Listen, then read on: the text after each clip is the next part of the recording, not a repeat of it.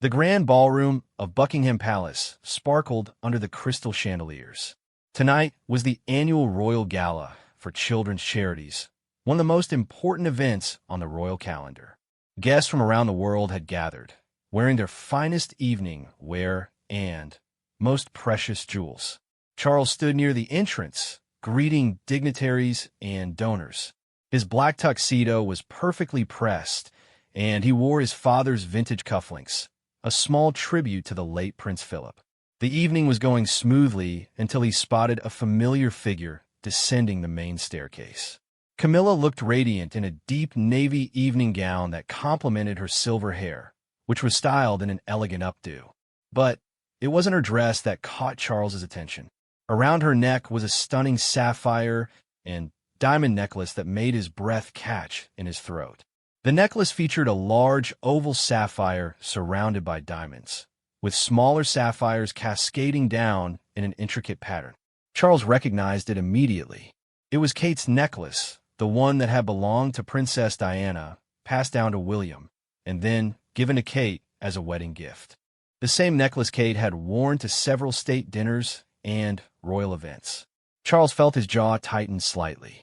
He had specifically asked the palace staff to ensure that certain pieces of jewelry remained within William and Kate's collection, especially those with such personal significance to Diana's memory.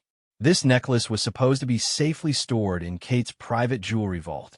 As Camilla approached him, she smiled warmly and kissed his cheek. "Darling, you look wonderful tonight," she said, adjusting the necklace slightly. "I thought this would be perfect for such an important evening." Charles forced a smile, but his mind was racing. How had Camilla gotten access to this particular piece? Kate was currently in Scotland with the children, unable to attend tonight's gala due to Prince George's school commitments. She certainly hadn't given permission for anyone else to wear her jewelry. "That's quite a striking necklace," Charles said carefully, his voice neutral but his eyes studying her face for any sign of explanation. Camilla touched the sapphires gently. "Oh, this old thing? I found it in the palace jewelry collection. The staff said it would complement my dress perfectly.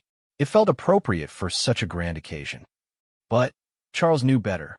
The palace jewelry collection was carefully cataloged, and this necklace was definitely not part of the general collection available to all family members. It was specifically designated for Catherine, the Princess of Wales. The evening continued, but Charles found himself distracted. Every time he glanced at Camilla, the sapphires seemed to catch the light, reminding him of the uncomfortable situation. He watched as other guests admired the necklace, with several ladies complimenting Camilla on the beautiful piece. Lady Morrison, a longtime family friend, approached them during the cocktail hour. "Your Majesty, that necklace is absolutely stunning," she said to Camilla. "I remember seeing it before, wasn't it at William and Kate's wedding anniversary celebration last year?" Camilla's smile wavered for just a moment. "Oh, many of these pieces are worn by various family members at different events," she replied smoothly. "The royal collection is quite extensive." But Charles caught the slight hesitation in her voice. He also noticed how she avoided making direct eye contact with him during this exchange. Something was definitely not right about this situation. As the evening progressed, Charles made mental notes of every detail. He observed how Camilla kept touching the necklace, almost possessively. He noticed how she positioned herself for photographs, ensuring the necklace was prominently displayed. Most importantly, he watched her interactions with the staff members who would have been involved in selecting tonight's jewelry. During dinner, Charles sat next to the Archbishop of Canterbury, but his attention kept drifting to Camilla at the other end of the head table. The necklace seemed to glow under the dining room's warm lighting, and he could see other guests whispering about it. "Magnificent piece she's wearing tonight," commented the French ambassador, following Charles's gaze.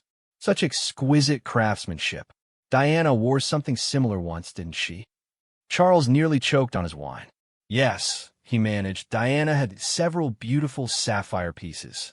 But this wasn't just similar to Diana's jewelry. It was Diana's jewelry. The same piece that had been carefully preserved and passed down according to Diana's wishes. The same necklace that Kate treasured not just for its beauty, but for its deep sentimental value. As the evening wound down and guests began to depart, Charles knew he needed to address this situation. But he also knew it required delicacy. Camilla was his wife and the queen consort. Whatever had happened with the necklace, it needed to be handled privately and diplomatically. He watched as Camilla said goodbye to their guests, the sapphires sparkling with every movement. Tomorrow, he would need to have a very careful conversation with both Camilla and his staff about how this mix-up had occurred. But tonight, he would keep his concerns to himself and maintain the royal facade that duty required. The next morning came too quickly for Charles. He had barely slept, his mind churning over the events of the previous evening. Every time he closed his eyes, he saw those sapphires gleaming around Camilla's neck. Sapphires that belonged to Kate, that had once adorned Diana. Charles rose early and made his way to his private study, where he kept his morning correspondence and important documents. The room was quiet, filled with the familiar scent of leather-bound books and fresh flowers that the staff arranged daily. He needed to think clearly about how to handle this delicate situation. His first call was to Sir Michael Stevens, the keeper of the privy purse, who managed the royal household's finances and logistics. If anyone would know how the necklace had been moved from Kate's collection, it would be Michael. "Good morning, Your Majesty," Michael answered promptly. "How may I assist you today?" "Michael, I need to understand something about last night's jewelry selection," Charles began carefully. "The Queen Consort wore a particular sapphire necklace that I believe belongs to the Princess of Wales. Can you tell me how that piece came to be chosen?" There was a pause on the other end of the line. Charles could almost hear Michael checking his records. "Your Majesty, I'll need to make some inquiries. The jewelry selection process typically goes through several staff members. Let me investigate and call you back within the hour." Charles thanked him and hung up, then turned his attention to his second call. He dialed William's private number, knowing his son would be having breakfast with Kate and the children at their Scottish estate. "Morning, Pa," William answered, sounding relaxed and happy. In the background, Charles could hear the cheerful chatter of his grandchildren. "Good morning, William. Is Kate available? I need to speak with both of you about something." "Of course. Kate, it's Pa," William called out. Moments later, Kate's warm voice joined the conversation. "Hello, Charles. How was the gala last night?" "I'm sorry we couldn't make it." Charles took a deep breath. "The gala was successful, but something has come up that I need to discuss with you both. Kate, your sapphire necklace, the one that was Diana's, do you know where it currently is?" "It should be in my jewelry vault here at the house." Kate replied immediately. "Why do you ask? Could you check for me, please?" "I'll explain once you've had a look." Charles waited, listening to footsteps and muffled conversation. After several minutes, Kate returned to the phone, and her voice had changed completely. "Charles, it's not here. The entire case is missing from my vault. When would someone have taken it? We've been in Scotland for a week." William's voice was sharp when he spoke. "Pa, what's happened? Where's Kate's necklace?" Charles closed his eyes. "Camilla wore it to the gala last night. I noticed immediately, but I didn't want to cause a scene at the event." The silence on the other end of the line was deafening. Finally, Kate spoke, and Charles could hear the hurt in her voice. "She wore my necklace? The one that belonged to Diana? Without asking me?" "Kate, I'm so sorry," Charles said quickly. "I have Michael investigating how this happened. There must have been some kind of miscommunication with the staff." But even as he said it, Charles knew it wasn't that simple. The jewelry vault systems were too sophisticated and the staff too well-trained for this to be a simple mistake. William's voice was cold when he finally spoke. "Pa, that necklace isn't just jewelry to us. It's one of the few pieces of Mom's that Kate wears regularly. It has enormous sentimental value." "I understand completely," Charles replied, "and I intend to get to the bottom of this immediately." After ending the call with William and Kate, Charles sat in his study, feeling the weight of the situation. This wasn't just about a piece of jewelry. It was about respect, family dynamics, and the careful balance he tried to maintain between his wife and his children. His phone rang again. It was Michael Stevens, and his voice was carefully neutral. Your Majesty, I've completed my preliminary investigation. It appears that yesterday morning, the Queen Consort's personal dresser requested access to additional jewelry pieces for the evening's event. She was accompanied by the Queen Consort herself when they visited the jewelry storage facility. Charles felt a cold knot form in his stomach, and they had authorization to access the Princess of Wales's private collection? That's where things become unclear, sir. The storage facility manager assumed that family members could access any pieces they needed. There was no explicit protocol preventing it, though it was certainly unusual. Charles rubbed his temples. Michael, I need you to review all our jewelry access protocols immediately. And I need a complete record of what was taken and when. Of course, Your Majesty. Should I speak with the Queen Consort staff about returning the piece? No, Charles said quickly. I'll handle that conversation myself. After hanging up, Charles realized the situation was more complex than he had initially thought. Either Camilla had genuinely believed she had the right to wear any piece from the royal collection, or she had deliberately chosen to wear Kate's necklace, knowing exactly what it meant. The thought troubled him deeply. Camilla was intelligent and well-versed in royal protocol. She understood the significance of Diana's jewelry and how carefully it had been distributed among family members. Could she really have made such a mistake innocently? Charles decided he needed more information before confronting Camilla directly. He called his private secretary and asked for a complete schedule of yesterday's events, including who had access to what areas of the palace and when. As the morning wore on, Charles received another call from William. His son's voice was strained but controlled. Pa, Kate's quite upset. That necklace, she was planning to wear it to the state dinner next month. It was going to be her way of honoring Diana's memory at an important event. Charles felt his heart sink further. The state dinner was for the President of France, and it would be heavily photographed and covered by international media. Kate had been looking forward to wearing the necklace as a tribute to Diana. I'll make sure the necklace is returned immediately, Charles promised. And, William, please tell Kate how sorry I am that this happened. It's not your fault, Pa, William said, but his tone suggested that someone would definitely be held accountable. As Charles prepared for the difficult conversation he would need to have with Camilla, he couldn't shake the feeling that this incident was about more than just a piece of jewelry. It felt like a test of loyalties, family dynamics, and the delicate balance between honoring Diana's memory and moving forward with his new life as king. Charles found Camilla in the morning room, where she was having her customary late breakfast while reading through the society pages of various newspapers. She looked elegant as always, wearing a cream-colored silk blouse and pearls, but Charles noticed she was no longer wearing the sapphire necklace from the previous evening. The morning light streaming through the tall windows illuminated her silver hair, and she looked up with a bright smile as he entered. Darling, the newspapers have such lovely coverage of last night's gala. Look, this photo of us together turned out beautifully. She held up the Daily Mail, where indeed there was a striking photo of them both, with the sapphire necklace clearly visible and sparkling around her neck. The caption read, Queen Consort Camilla dazzles in stunning sapphires at charity gala. Charles sat down across from her, accepting the cup of tea that she poured for him. He had rehearsed this conversation in his mind several times, but now that the moment had arrived, he wasn't sure how to begin. The event was certainly successful, he said carefully, though I did notice some interesting jewelry choices last night. Camilla continued buttering her toast, not looking up. Oh, what do you mean? The necklace you wore, Camilla. The sapphire and diamond one. It was quite striking.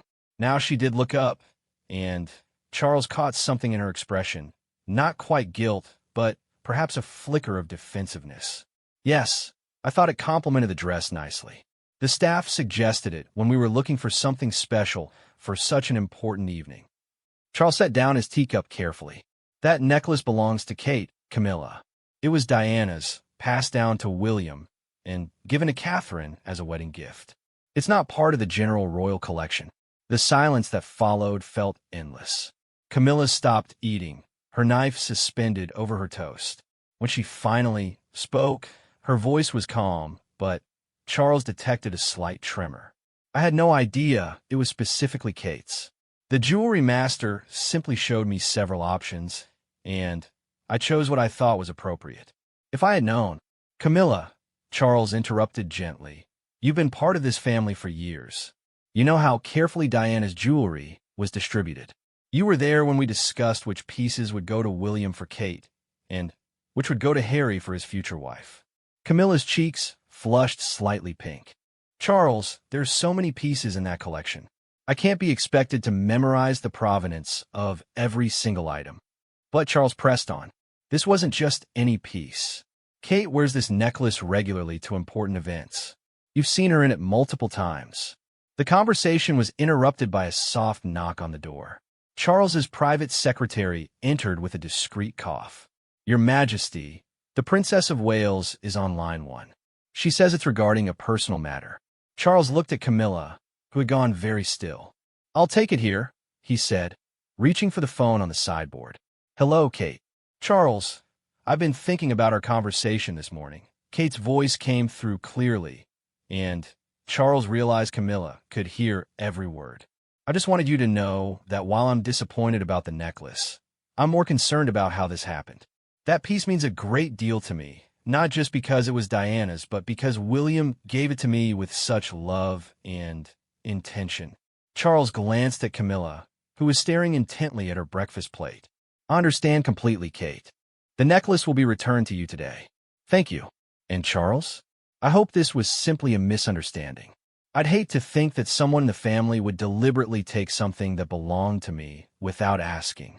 The implication in Kate's words was clear, and Charles saw Camilla's hand tighten around her coffee cup. After ending the call, he turned back to his wife. Kate is being very gracious about this, he said quietly.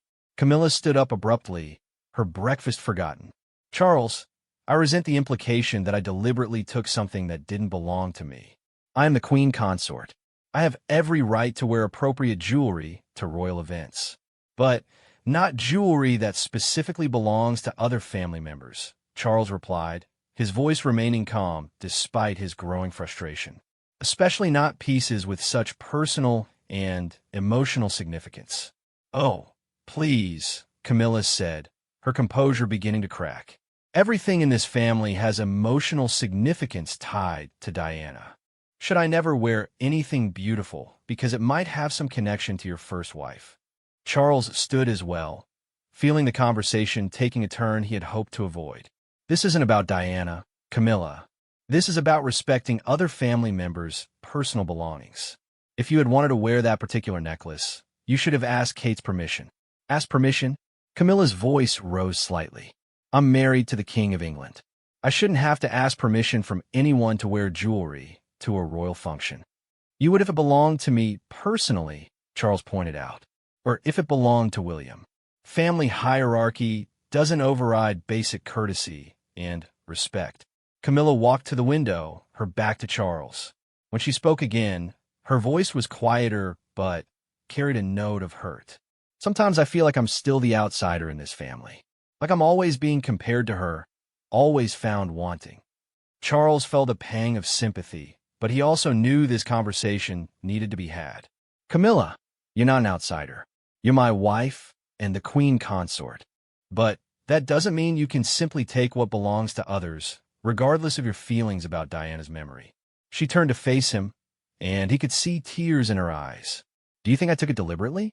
Do you really believe I would do something so petty and hurtful?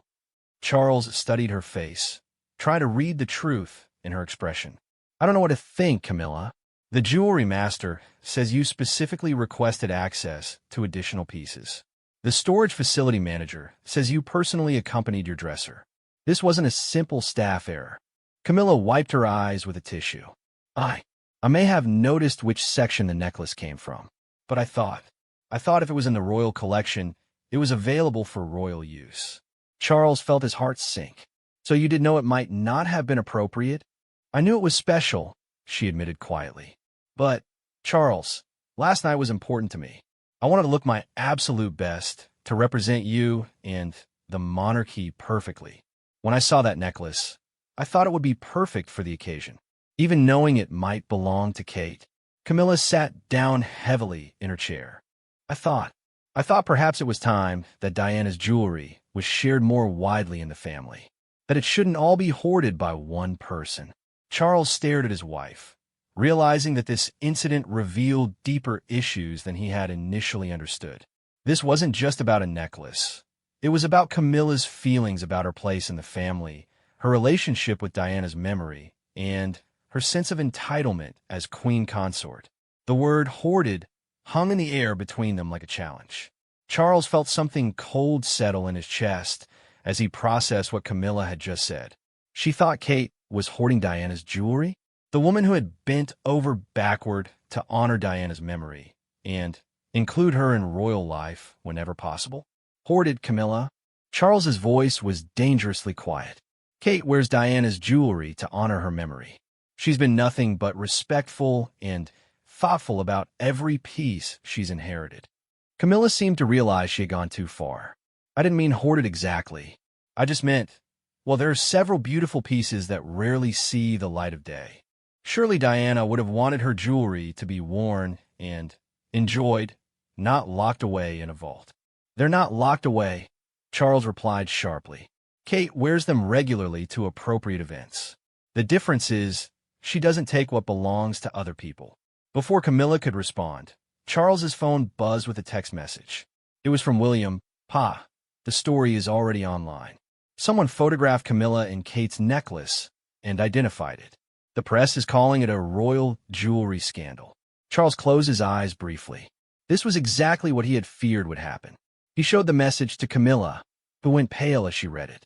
Oh God, she whispered. Charles, I never intended for this to become public. What did you think would happen, Camilla? You wore it to one of the most photographed events of the year. Of course someone would recognize it. Charles quickly pulled up the news article on his phone. The headline read, Queen Consort sparks controversy by wearing Princess Kate's sapphires. The article included side-by-side photos of Camilla from last night and Kate wearing the same necklace at a previous event. The article was surprisingly detailed, clearly written by someone with inside knowledge of royal jewelry protocols. It explained the necklace's history, its significance as one of Diana's favorite pieces, and how it had been specifically designated for Kate. Worst of all, it quoted an unnamed palace insider saying that Kate had not given permission for the necklace to be worn by anyone else. This is a disaster, Camilla said, sinking into her chair. The press will make me look like some sort of jewelry thief. Well, what did you expect? Charles asked, his patience finally beginning to fray. You took something that belonged to another family member without asking. What else would they call it? Camilla's eyes flashed with anger. I didn't steal anything, Charles. I borrowed a piece of jewelry from the royal collection for a royal event. If the protocols are unclear, that's not entirely my fault. The protocols aren't unclear, Camilla. They're very clear.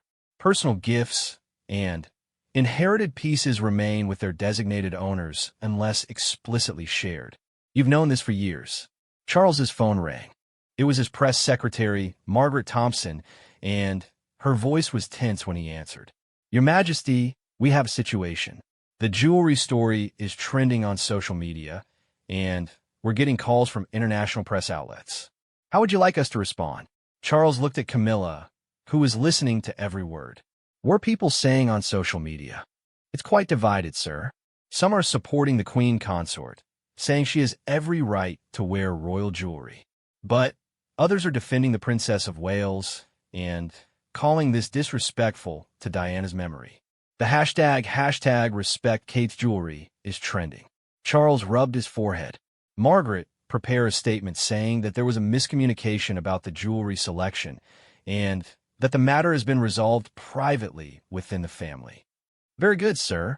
Should we have the Queen Consort make any public comment? Absolutely not, Charles said firmly. This stays as a brief palace statement only. After hanging up, Charles turned back to Camilla. We need to fix this immediately. The necklace needs to be returned to Kate today, and you need to personally apologize to both her and William. Apologize?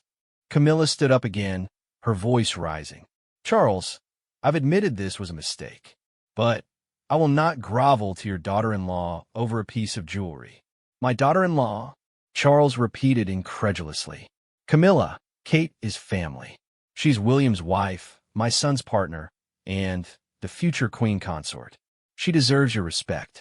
She has my respect, Camilla snapped. But I won't be treated like a common criminal over this. I made an error in judgment, nothing more. Charles stared at his wife, seeing a side of her that troubled him deeply. Is that really how you see this? As just an error in judgment. What else would it be? It could be seen as deliberate disrespect, as a way to assert dominance over Kate, as a statement that you don't recognize her ownership of gifts that were given to her personally. Camilla's face flushed red. How dare you suggest I would be so petty? I have never, ever tried to compete with Kate or undermine her position. Then, explain to me, Charles said, his voice deadly calm, how an experienced member of this family, who has attended dozens of events where Kate wore that specific necklace, could genuinely mistake it for a general collection piece. The silence stretched between them. Camilla sat down slowly, her defiance seeming to deflate. When she spoke, her voice was barely above a whisper. I wanted to look magnificent last night. I wanted to feel like I truly belonged in this family, like I deserved to wear the most beautiful pieces in our collection. When I saw that necklace, it represented everything I've always felt was just out of reach. Charles felt his anger begin to ebb, replaced by a deep sadness. Camilla, you do belong in this family. You're my wife. You're the queen consort. But belonging doesn't mean taking what isn't yours. I know that, she said, tears starting to fall. I know it was wrong. But, Charles, sometimes I see Kate wearing Diana's jewelry, looking so beautiful and confident, and I remember that I'll always be the second wife, the one who came after the beloved princess. Charles sat down beside her, taking her hand gently. Camilla, I married you because I love you. Not because you're a replacement for Diana, but because you're yourself. You don't need Diana's jewelry to prove your worth or your place in this family. Then, why does it hurt so much to see her wearing it? Camilla asked, her voice breaking. Charles realized that this conversation had revealed something he should have addressed years ago. Camilla's insecurities about Diana's legacy had been festering beneath the surface, and last night's incident was just the symptom of a much deeper problem. Because you haven't fully accepted that Diana's memory can coexist with our marriage, he said gently. Kate understands that. She honors Diana not as competition, but as William's mother and as someone who contributed greatly to this family. You need to find that same peace. Camilla nodded slowly, wiping her tears. What do I do now? How do I fix this? You start, Charles said, by personally calling Kate and William to apologize. Not because I'm making you, but because it's the right thing to do. Then, you return the necklace with a sincere explanation. And then we work together to make sure something like this never happens again. That afternoon, Charles sat in his study while Camilla made the most difficult phone call of her royal life. He could hear her voice through the partially open door, speaking to Kate in Scotland. Her tone was humble and genuinely remorseful. Kate, I owe you a sincere apology. What I did last night was wrong, and I have no excuse for it. I took something that belonged to you without permission, and I understand how hurtful that must be. Charles couldn't hear Kate's response, but he could tell from Camilla's posture that his daughter-in-law was being gracious even in accepting the apology. Yes, I understand the necklace has special meaning to you and William. I should have known better, and I should have asked. I'm having it couriered to you today, along with a written apology. When Camilla finished the call, she came into Charles's study looking emotionally drained but somehow relieved. She was kind, Camilla said quietly, kinder than I deserved. She said she appreciated my honesty and that she hoped we could move past this. That's Kate, Charles replied. She's always put family unity above personal grievances. I called William too, Camilla continued. That conversation was more difficult. He was polite, but cold. I think it will take time for him to trust me again. Charles nodded. William is very protective of Kate and very sensitive about his mother's memory. But he'll come around if you show genuine change. Later that evening, Charles received a text from Kate. necklace received safely. Thank you for handling this so thoughtfully. Looking forward to wearing it at the French state dinner. Kate. The simple message filled Charles with relief. Kate wasn't holding grudges, and the immediate crisis was resolved. But he knew the deeper work was just beginning. Over the following weeks, Charles observed subtle changes in Camilla's behavior. She began asking more questions about jewelry selections for events, ensuring she understood the provenance of each piece. She also made an effort to compliment Kate when she saw photos of her wearing Diana's jewelry, rather than avoiding the subject. The press story died down relatively quickly, helped by the palace's minimal response and the family's united front. But Charles knew that the incident had taught everyone valuable lessons about boundaries, respect, and the delicate balance of honoring the past while building the future. A month later, at the French state dinner, Charles watched with pride as Kate descended the grand staircase wearing Diana's sapphire necklace. She looked radiant and confident, and the necklace seemed to glow against her midnight blue gown. But what touched Charles most was seeing Camilla approach Kate before the dinner began. "You look absolutely beautiful tonight," Camilla said warmly. "That necklace is perfect for such an important evening." Kate smiled genuinely. "Thank you, Camilla. It means a great deal to be able to honor Diana's memory at events like this. I'm sure she will be very proud to see you wearing it," Camilla replied, and Charles could tell she meant every word. As the evening progressed, Charles reflected on how the jewelry incident had ultimately strengthened his family. It had forced difficult conversations that needed to happen, cleared the air of unspoken tensions, and established clearer boundaries that everyone could respect. During the state dinner's toasts, Charles looked around the table at his family. William and Kate sat together, looking every inch the future king and queen. Kate's sapphires caught the candlelight as she laughed at something the French president said. Camilla, wearing her own stunning diamond necklace, was engaged in animated conversation with the prime minister. Most importantly, Charles noticed the small but significant interactions between Camilla and Kate throughout the evening. A shared smile during the French ambassador's long speech. Camilla discreetly helping Kate adjust her train when they moved between rooms. Kate including Camilla in conversations with foreign dignitaries. These weren't grand gestures, but they represented something much more valuable: genuine respect and family harmony. Later that night, as Charles and Camilla prepared for bed, she turned to him with a reflective expression. "I've been thinking about what happened with the necklace," she said. "I realize now that I wasn't just taking Kate's jewelry. I was trying to take something that represented acceptance and belonging, as if wearing Diana's necklace would somehow make me more legitimate as queen consort." Charles paused and loosening his tie. "And what do you think now? Now I understand that my legitimacy comes from my own actions, my own contributions to this family and this monarchy. I don't need Diana's jewelry to prove my worth. I need to earn my place through respect, kindness, and service." Charles smiled and kissed her forehead. "You've already earned your place, Camilla. You just needed to believe it yourself." The next morning brought new challenges and opportunities, as royal life always did. But Charles felt more confident about his family's future. The incident with Kate's necklace had been painful, but it had also been necessary. It had forced them all to confront uncomfortable truths and work toward better understanding. As he reviewed the morning's correspondence, Charles found a handwritten note from Kate among the official documents. It was brief but meaningful. "Charles, thank you for handling everything with such wisdom and care. Yesterday evening reminded me why I'm proud to be part of this family. The necklace felt especially meaningful knowing that we all understand its significance now. With love and respect, Catherine." Charles folded the note carefully and placed it in his personal file.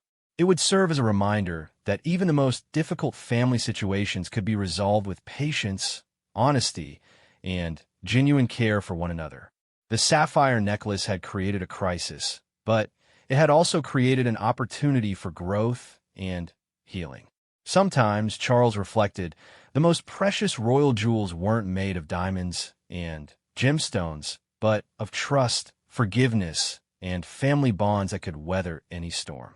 In the months that followed, the incident became a turning point in the family dynamics. Camilla found her confidence as queen consort through her own achievements rather than trying to claim symbols of the past. Kate continued to honor Diana's memory with grace and dignity. And Charles learned that sometimes the most important royal duties involve managing hearts and relationships rather than affairs of state. The necklace itself became more beautiful than ever, not just because of its sapphires and diamonds, but because of the love, respect, and understanding that now surrounded it. It remained Kate's treasured possession, but it also became a symbol of how the royal family could honor their past while building their future together.